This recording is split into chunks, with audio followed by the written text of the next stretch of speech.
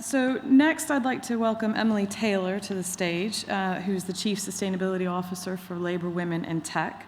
And she is a firm believer that gender equity is critical to climate action, and she's passionate about elevating women's voices to drive net zero initiatives. So with that, I'd like to welcome Emily to the stage. Thank you.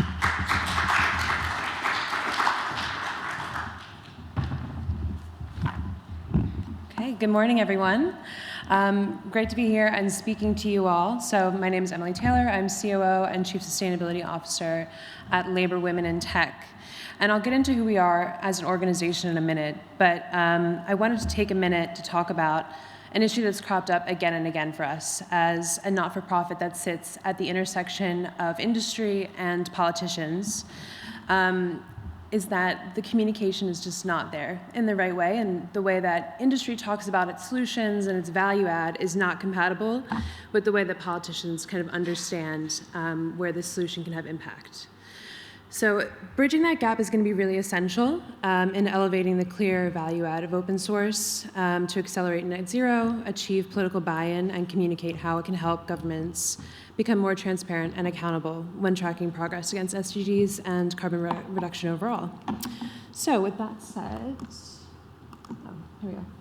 Yeah, just a quick note on what I'll be going through. I'll briefly introduce Labor, Women, and Tech. I'm going to set the scene with a summary of where UK politics is at today, recognizing, of course, that we are in Scotland, so while it is devolved, it is important to recognize whatever happens in Westminster will have an impact here as well. Then I'm going to kind of summarize the potential and importance of open source and how we can most effectively engage with government to position this technology as a legitimate means to accelerate net zero. So who is Labor, Women, in Tech? We are a not-for-profit delivering systemic change in gender equity by elevating women in STEM. Some of the numbers up on the screen are just a few of the things that we're trying to tackle. So we've definitely got our work cut out for us. But I do want to disclose here, I'm not a politician, unlike our founder, Samantha Niblett, who is a prospective parliamentary candidate. But we do work very well with them, very closely with them, rather, as well as businesses and social enterprises, other not-for-profits and educators, to encourage more girls into STEM, but also reskill and upskill moms, professionals, anyone who's interested in potentially moving into tech careers and sustainability careers that fill the skills gap. The fact of the matter is a recent APPG report, I think it was issued in March, found that it was sadly notable that no progress had been made in increasing the number of women in STEM since 2014.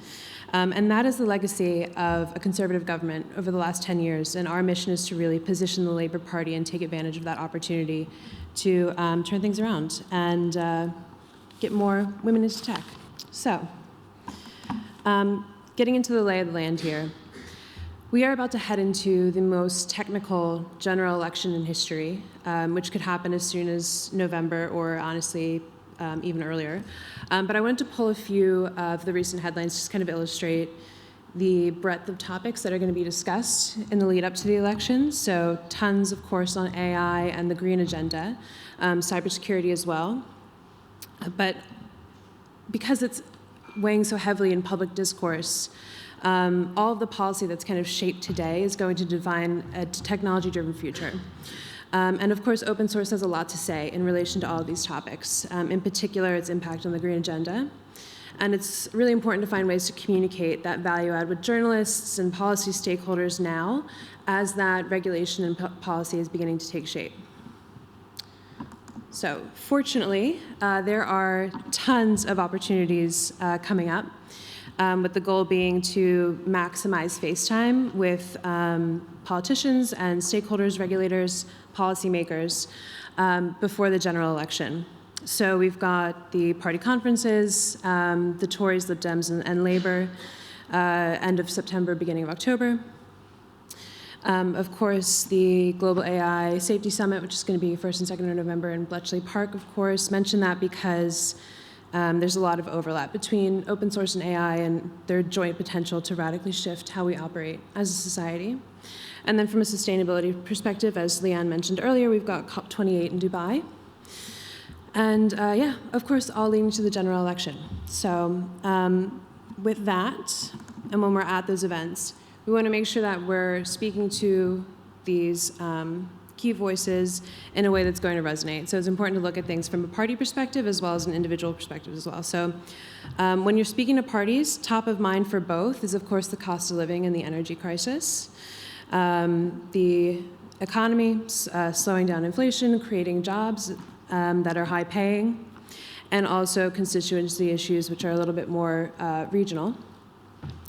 Number 10 released their 5 priorities for 2023, so mostly economy focused, again, halving inflation, growing the economy, reducing the national debt, but also Rishi also wanted to have NHS waiting times, and his infamous small boats policy, which I think was panned pretty universally.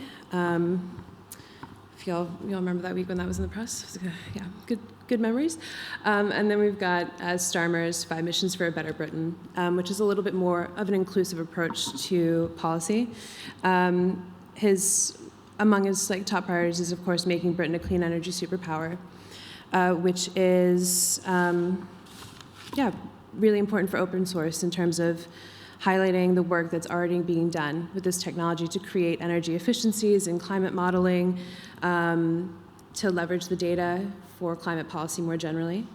But there's also opportunity to get involved with his initiative to build the NHS fit for the future, open source data, what's the value add there, how can that, again, create efficiencies, and also secure the highest sustained growth in the G7, considering how much money open source community already contributes to the economy at large. Also wanted to flag that it's important not only to understand priorities from the party's wider perspective, but also within the individual departments themselves. This is, of course, not an exhaustive list, but and some of these faces are new because of the shadow cabinet reshuffle a few weeks ago. But principally want to be looking at the Department for Science, Innovation, and Technology, which is newly created, and energy security and net zero. So main point that I want to emphasize here is that MPs in cabinet and in shadow cabinet are not necessarily experts in the departments that they're representing. Obviously, the longer that they stay in that position, the more familiar they're going to become with that area. But for someone like Peter Kyle, who was just appointed, I think 2 weeks ago now, he's responsible for all of science, all of innovation, and all of technology, of which open source is like a very small portion of that. So we want to make sure that we're positioning the value add specifically to what his priorities are for the department overall, which is ultimately to make the UK the next Silicon Valley. But we'll get into that in more detail in a bit. So for the Open UK people here, you will recognize some of this language. I may or may not have adopted it from the website. But yeah, our objective here is to just kind of highlight open source as a legitimate means to drive SDGs and decarbonization overall. I really see it as a digital transformation amplifier, building transparency across government to measure and monitor and communicate SDG progress, to enable cross-sector collaboration, which is really going to be essential when we're looking at decarbonization because it affects all industries and all industries need to work together to decarbonize. Opens up new opportunities for young people and women, of course, and any marginalized group to upskill or reskill into digital. And also shows huge promise in decarbonizing legacy IT infrastructure, which is responsible for data centers are responsible for 2%, I believe, of global emissions, and supply chains, which is obviously a very all-encompassing term, but responsible for 80% of GHG emissions. So when we're kind of engaging with these stakeholders, it's important to remind them, like, hey, other parts of government have already vouched for us here. So for example, this Energy Digitalization Task Force report called out that the existing energy system will have to change with open data practices considered and implemented. And that same report identified the benefits of open technology in creating an interoperable energy sector that can facilitate data sharing and maximize energy efficiencies. Similarly, UKRI, which is funded by Innovate UK and is a government agency, recently launched its, or they had a grant a grant program, and they announced the winners of that grant program, all of which are centered around open hardware, software, and data solutions that will accelerate net zero for the energy sector. Just another example of government buy-in. And this is also an opportunity to kind of elevate work that's already been done. So the Open UK Patchwork Kilt Blueprint and Open Compute Project, which saw that 70%, there could be a 70% reduction in energy consumption in data centers when open source technology is leveraged effectively. And to our point earlier about appealing to as many pain points as possible, I would be remiss not to mention the women angle here.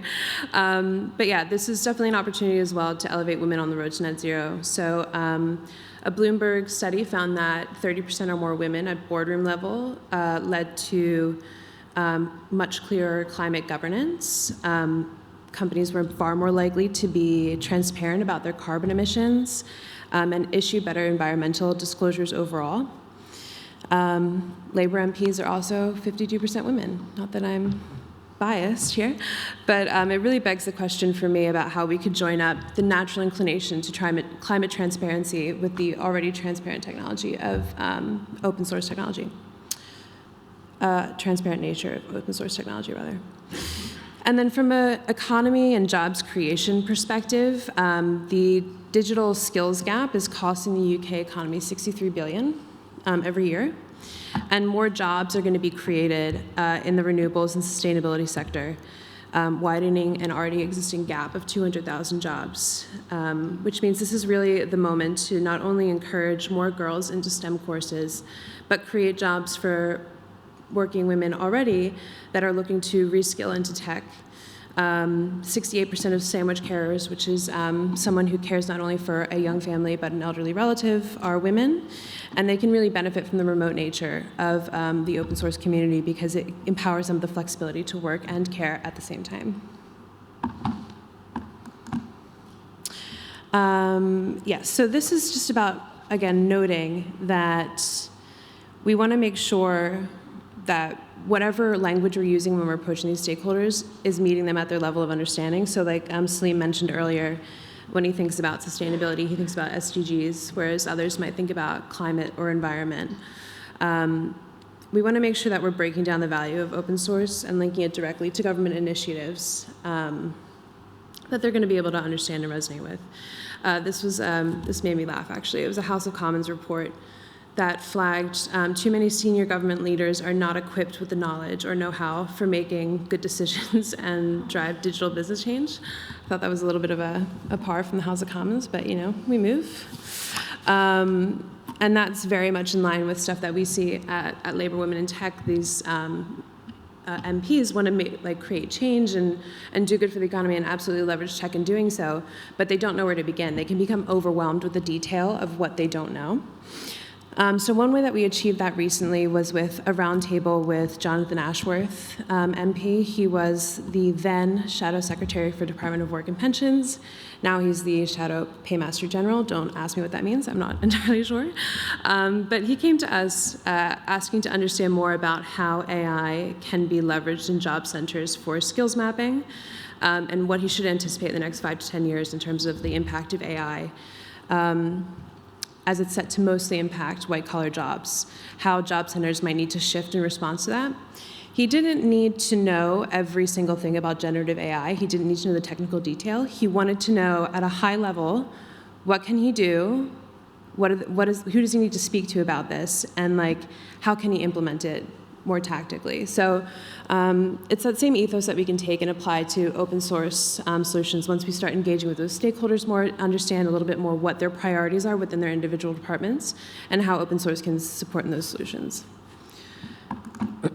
Finally, just a quick summary on how we would apply this. So we've got the policy pain point as an example, the value out of open source, and then how we would engage moving forward. Again, these are just examples. So for example, this first policy pain point, only 35% of the UK population trusts their national government. And 64% of the same study say climate is a high priority. I think that was an Office of National Statistics study. The value add from an open source perspective would be that this technology demonstrably builds transparency across government, which can help to rebuild that trust. And also, open tech empowers the individual. Again, all about kind of rebuilding the trust that's been lost. And then how to engage. Again, party conferences, as we mentioned earlier, a good time to highlight the benefit of open technology. In the second one, the digital skills gap that I mentioned, and the green skills gap. Where open source can add value is opening up new opportunities for women that aren't currently able to enter the workforce, and for young people as well that might not want to take a traditional career path of going to university and might want to start right away with an industry job. What open source can do, or Open UK could do, is create pilots, workshops, trainee schemes for students that might prefer a more hands-on technical industry career over the traditional route of academia. And then finally, 2050 is the legally binding requirement to hit net zero. I think it's 2030 in London, and Scotland it's 2045. But the open source value add, I've listed here decarbonizing legacy IT infrastructure like data centers and supply chains. Again, two birds, one stone. We're already looking to digitally transform, so why not do it with open source, which can also decarbonize? And then the means of engagement is like kind of elevating those case studies of success already and making sure that you're getting them in front of the right people. But yeah, that's it. In conclusion, open source is great. Huge opportunity for sustainability, particularly in rebuilding that trust that's been lost with the public, and also for women in terms of reskilling them and getting them into the tech sector. And yeah, I'm really excited to continue working with the industry to refine those narratives and make sure that we get this in front of the right people. So thank you so much. I'll be around at lunch and at networking later if you have any questions. Cheers.